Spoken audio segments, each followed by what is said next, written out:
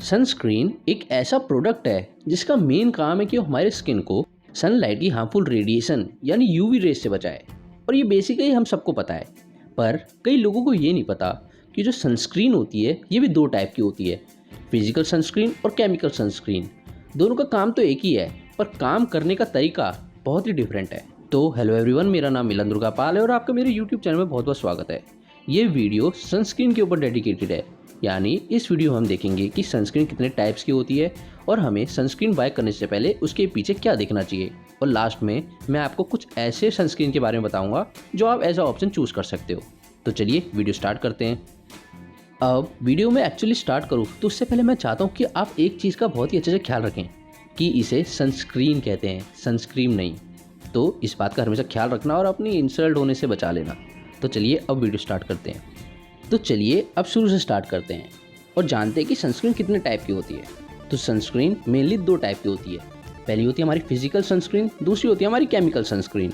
जो physical sunscreen होती है वो मेनली हमारी इनऑर्गेनिक सब्सटेंस से बनी होती है, जैसे कि जिंक ऑक्साइड या फिर टाइटेनियम ऑक्साइड। अब ये फिजिकल सनस्क्रीन काम कैसे करती है? तो जैसे मैंने कहा कि जो फिजिकल सनस्क्रीन होती है ये मेनली इनऑर्गेनिक सब्सटेंस से बनी होती है। तो ये जो इनऑर्गेनिक सब्सटेंस होते हैं ये क्या करते हैं कि हमारे स्किन के ऊपर एक एक्स्ट्रा लेयर ऐड ऑन कर देते हैं, जैसे कि एक शील्ड बना देते हैं।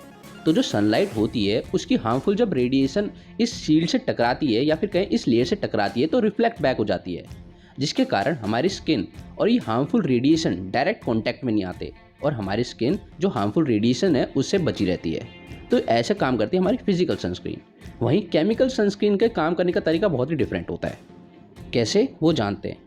तो जो केमिकल सनस्क्रीन होती है वो बनी होती है हमारी ऑर्गेनिक सब्सटेंस से, और ऑर्गेनिक सब्सटेंस से बने होने के कारण ये जो सनलाइट की हार्मफुल रेडिएशन होती है इसे ये रिफ्लेक्ट नहीं करती बल्कि ऑब्जर्व कर लेती है। और यही काम करने के तरीके से जो हमारी फिजिकल सनस्क्रीन होती है और केमिकल सनस्क्रीन होती है एक दूसरे से बहुत ही अलग होती है। हाँ, दोनों का काम एक ही होता है कि हमें वो सनलाइट की हार्मफुल रेडिएशन से बचाए, पर काम करने का तरीका अलग है।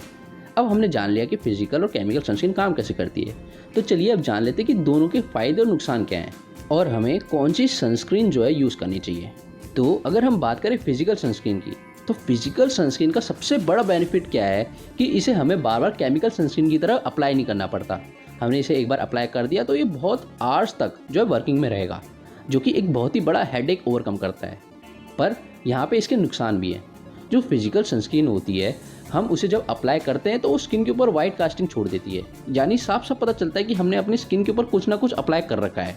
पर ये झंझट इतनी केमिकल सनस्क्रीन में नहीं होती। कई केमिकल सनस्क्रीन ऐसी आती हैं जो कि ज़ीरो वाइट कास्टिंग इफेक्ट के साथ आती है, यानी हमने इसको अपने स्किन के ऊपर अप्लाई किया तो हमारी स्किन एकदम नेचुरल लगेगी, ऐसा कुछ लगेगा नहीं कि हमने अप्लाई कर रखा है। तो ये डिफरेंस है हमारा केमिकल और फिजिकल सनस्क्रीन में। अब वैसे तो और भी डिफरेंस आपको फिजिकल और केमिकल सनस्क्रीन में दिख जाएंगे, पर जो मेन डिफरेंस है वो मैंने आपको बता दिया, जिसकी वजह से ये प्रोडक्ट बिकता है। तो चलिए अब जानते हैं कि आपको कौन से टाइप की सनस्क्रीन की ज़रूरत है। तो इसका सिंपल सा आंसर है, अगर आपका जॉब ऐसा है कि आपको मैक्सिमम आवर सनलाइट के नीचे बिताने हैं तो आप सिंपल फिजिकल सनस्क्रीन के ऊपर चले जाइए। पर अगर आपकी जॉब ऐसी है कि आपको मिनिमम ही सनलाइट की कांटेक्ट में आना होता है तो आप सिंपल केमिकल सनस्क्रीन के ऊपर जाइए। तो ऐसे आप सिंपल डिसाइड कर सकते हैं कि आपको कौन सी टाइप की सनस्क्रीन चाहिए। हाँ, एक बात मैं आपको बता दूं कि जैसे आप महंगे से महंगी सनस्क्रीन में जाओगे तो ऐसी फिजिकल सनस्क्रीन भी आती है जो बिना वाइट कास्टिंग इफेक्ट के साथ आती है, तो आप उस सनस्क्रीन के ऊपर भी जा सकते हैं, उसे भी एज अ ऑप्शन चूज़ कर सकते हैं। तो अभी तक हमने जाना कि सनस्क्रीन कितने टाइप की होती है। तो चलिए अब जानते हैं कि सनस्क्रीन खरीदने से पहले हमें उसके पीछे क्या क्या चेक करना चाहिए। तो सनस्क्रीन खरीदने से पहले हमें मेनली उसके पीछे दो चीज़ देखनी होती है, पहली SPF और दूसरी PA फैक्टर। अब ये SPF और PA फैक्टर क्या है, तो ये जानने से पहले जान लेते हैं UV रेस के बारे में। तो जो ये UV रेस होती हैं ये भी दो टाइप की होती हैं, पहली UVA रेस और दूसरी UVB रेस। ये दोनों एक दूसरे से बहुत ही अलग हैं। जो UVA रेज होती हैं ये लॉन्गर UV रेज होती हैं, जिसकी वजह से ये हमारी स्किन के अंदर डीप तक पेनिट्रेट कर पाती हैं, जिसकी वजह से हमारी स्किन को परमानेंट डैमेज होता है। स्किन एजिंग और स्किन कैंसर जैसी चीज़ें भी UVA रेस की वजह से होती है। और हाँ, जो रिंकल्स आते हैं वो भी UVA रेस की वजह से आते हैं। वहीं अगर हम बात करें UVB रेस की, तो जो UVB रेस होती है वो शॉर्टर रेंज की UV रेस होती हैं, जो जनरली हमारे स्किन के ऊपर सनबर्न जैसी चीज़ें कॉज करती हैं। तो अभी तक हमने जान लिया UVA रेस और UVB रेस के बारे में। तो चलिए अब जानते हैं ब्रॉड स्पेक्ट्रम के बारे में। तो जो ब्रॉड स्पेक्ट्रम होता है वो जनरली रिप्रेजेंट करता है हमारी सनस्क्रीन को, जितना स्पेक्ट्रम सनस्क्रीन का ब्रॉड होगा उतना ही सनस्क्रीन हमारे लिए अच्छी होगी। तो ये जो ब्रॉड स्पेक्ट्रम होता है ये जनरली दो चीज़ों से मिलके बनता है, एक है हमारा SPF और दूसरा है हमारा PA फैक्टर। अब अगर हम बात करें SPF और PA फैक्टर की, तो जो SPF होता है उसका फुल फॉर्म होता है हमारा सन प्रोटेक्शन फैक्टर, जो कि यूज़ होता है मेज़र करने के लिए कि हमारी जो सनस्क्रीन है वो कितना हमें UVB रेस से बचा रही है। वहीं PA फैक्टर यूज़ होता है मेज़र करने के लिए कि वो कितना हमें UVA रेस से बचा रही है। तो ये हो गया हमारा SPF और PA फैक्टर। अब SPF और PA फैक्टर कितना होना चाहिए, तो एक आइडल सनस्क्रीन में मिनिमम SPF जो होना चाहिए वो 30 होना चाहिए और PA 3+ होना चाहिए, मतलब PA के आगे मिनिमम 3+ लगे होने चाहिए, तभी वो इसे एक आइडियल सनस्क्रीन बनाएगी। तो इस बात का आप हमेशा ख्याल रखना। तो अब होती हमारी वीडियो यहीं पे ख़त्म। अभी तक हमने क्या देखा कि सनस्क्रीन जो है दो टाइप की होती है, एक होती है हमारी फिजिकल सनस्क्रीन और दूसरी होती है हमारी केमिकल सनस्क्रीन। दोनों का काम एक ही है पर काम करने का तरीका बहुत ही अलग है।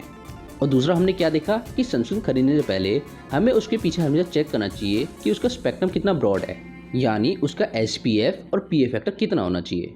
तो अभी तक वीडियो में मैंने आपको मेन इन्फॉर्मेशन दे दी सनस्क्रीन के बारे में। तो अब वीडियो ख़त्म करने से पहले मैं आपको कुछ ऐसे ब्रांड बता देता हूँ जिनकी आप सनस्क्रीन एज ऑप्शन चूज़ कर सकते हो। हालांकि इसके ऊपर एक डेडिकेटेड वीडियो आएगा तो आप उसे भी जाके चेक कर सकते हो, पर इस वीडियो के लास्ट में मैं आपको 3-4 ऐसे सनस्क्रीन बता ही देता हूँ। तो सबसे पहली सनस्क्रीन है हमारी रिक्विल की सनस्क्रीन। अब रिक्विल एक ऐसा ब्रांड है जिसके कई टाइप के सनस्क्रीन मार्केट में अवेलेबल है। आप अपने कंफर्ट के हिसाब से कोई सी भी सनस्क्रीन जो है चूज़ कर सकते हो। मैंने यहाँ पे रिक्विल की अल्ट्रामेट ड्राई टच सनस्क्रीन रख रखी है, जिसकी 20 ग्राम की ट्यूब आपको 390 रुपीज़ में मिल जाएगी। इसका SPF 50 है और PA के आगे 4+ है। इसकी स्किन टाइप की हम बात करें तो ये ड्राई स्किन टाइप वालों के लिए बेस्ट है, क्योंकि इसमें थोड़ा ऑयली नेचर आपको मिल जाएगा। इसमें अगर हम बात करें स्पेशल फीचर की तो ये वाटर रेजिस्टेंट है और स्वेट रेजिस्टेंट है, मतलब पानी और पसीने से आसानी से निकलने नहीं वाला। तो आप इस सनस्क्रीन को एज अ ऑप्शन चूज़ कर सकते हो। अब सेकंड नंबर की सनस्क्रीन की हम बात करें तो वह हमारी डॉक्टर सेहत की सनस्क्रीन। अब ये ब्रांड भी कई टाइप की सनस्क्रीन मार्केट में लाता है। हम यहाँ पे डॉक्टर सेहत की फिक्स डर्मा की हम बात करने वाले हैं। ये ऑल स्किन टाइप के लिए है, जिसकी 100 ग्राम की ट्यूब आपको 200 रुपीज़ में मिल जाएगी। इसका SPF 50 है और PA के आगे 3+ है। ये भी वाटर रेजिस्टेंट है और ये आपको एक मॉइस्चराइजिंग इफेक्ट देगा, तो इसके लगाने के बाद आपको कोई मॉइस्चराइजर लगाने की कोई ज़रूरत ही नहीं पड़ेगी। हाँ, इसमें एक फीचर और है कि ये कोई वाइट कास्टिंग इफेक्ट नहीं देता, मतलब अगर आपने लगाया तो ऐसा कुछ पता नहीं चलेगा कि आपने कुछ लगा रखा है, आपकी स्किन नेचुरल लगेगी। ये पैराबेन फ्री है, मतलब इसमें कोई हार्मफुल केमिकल्स प्रिजर्वेटिव के तौर पे नहीं डाल रखे, तो आप इसे भी ऐसा ऑप्शन चूज़ कर सकते हो। अब थर्ड नंबर पे है हमारा मामा अर्थ का डेली ग्लो सनस्क्रीन। अब मामा अर्थ भी कई टाइप की सनस्क्रीन लाता है, यहाँ पे मैं डेली ग्लो के बारे में बताने वाला हूँ। इसकी 50 ग्राम की ट्यूब आपको 300 रुपीज़ में मिल जाएगी। इसका SPF भी 50 है और PA के आगे 3+ है। इसमें एक एडिशनल फीचर ये है कि आपको इसमें विटामिन C और टर्मरिक के एक्सट्रैक्ट मिल जाएंगे, जो कि आपकी स्किन को एक्स्ट्रा केयर प्रोवाइड करवाएगा।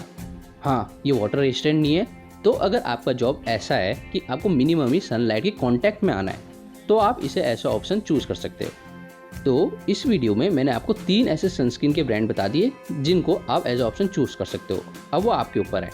इसके ऊपर एक डेडिकेटेड वीडियो भी आएगी कि उसमें मैं 5-6 कम से कम इतने सनस्क्रीन तो बताऊंगा ही जिनको आप एज ऑप्शन सनस्क्रीन में रख सकते हो। तो यहाँ पे होती है ये वीडियो ख़त्म। अगर आपको ये वीडियो अच्छी लगी तो इस वीडियो को लाइक कर देना, मेरे चैनल को सब्सक्राइब कर देना। मैं मिलता हूँ आपको अगली वीडियो में, तब तक के लिए टाटा बाय बाय।